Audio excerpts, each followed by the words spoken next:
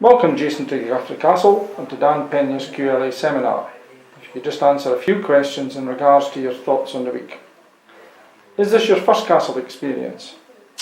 It's my first castle experience. A friend of mine sent me a link to Dan about 7 weeks ago.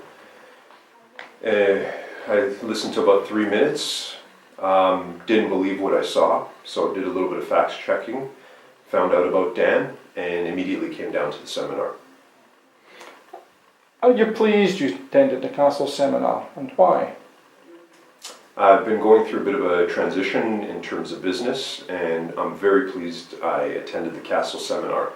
There were a few little details that I needed to figure out to finalize some of the transition that I've been making, and I got that here.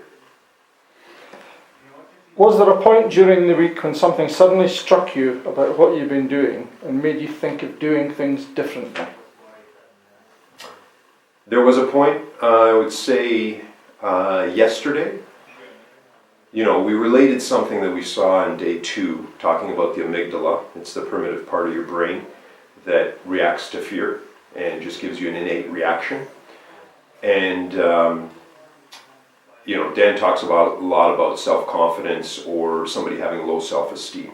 And the way I looked at it is that there's certain things that you want to do in life and in business, and you hesitate because you have that reaction, that fear reaction, which was natural when you had 20 people living in a small group. You had to make sure that people liked you.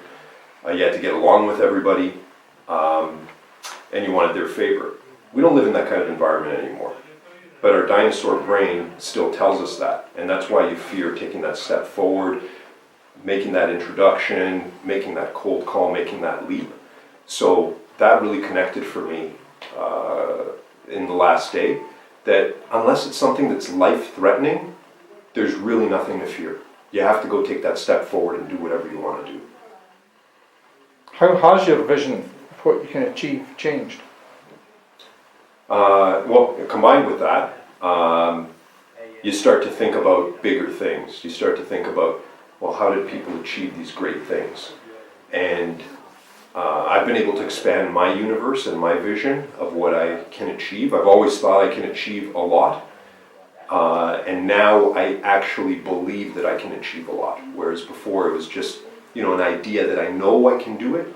But now that I know how to do it, it makes it that much more real, so I can go forward. Dan talks a lot about taking action now. Do you have plans of what you'd like to achieve within the next 21 hours or 21 days?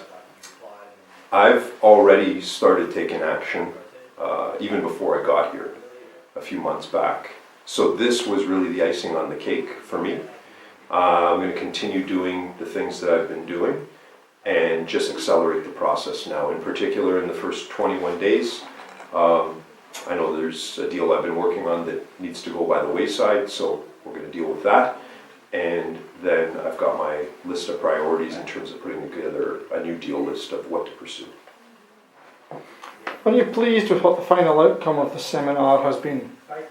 I'm very pleased with the final outcome of the seminar. The real final outcome is going to be, what am I going to do with all of this? If I just let this die off and drop off, I won't be happy. But I know that will be all on me, and it won't be anything QLA related, because it's in yourself to really do. And I'm not just saying this to arm wave, and there's nobody with a gun to my head telling me, hey Jay, you got to say these lines, okay? So for all the folks out there that are listening to this, when you hear the other speakers speak and they talk about the materials online and you don't need to come here and all that stuff, it's all true, okay? It's all there. You can go through the steps. You really have to find it within yourself to execute the steps and not have that fear that I talked about a bit earlier. So that's really my message to some of the folks out there that are listening to this. After a week with Dan, how has your life changed?